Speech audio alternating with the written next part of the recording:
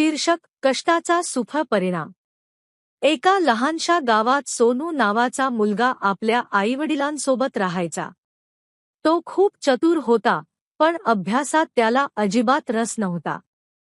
रोज आईवडील त्याला अभ्यास करण्यास सांगायचे, पण तो ऐकायचा नाही. तो नेहमी सोपे मार्ग शोधायचा आणि परीक्षेत यश मिळवण्यासाठी शॉर्टकट वापरण्याचा प्रयत्न करायचा. एके दिवशी गावात एक बुद्धिमान शिक्षक आले. त्यांनी सोनूला सांगितलं, यश मिळवण्यासाठी कोणताही शॉर्टकट नसतो.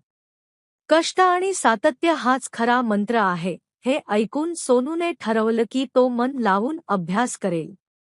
त्याने रोज मेहनत घेतली, नियमित अभ्यास केला आणि पुढच्या परीक्षेत उत्तम गुण मिळवले.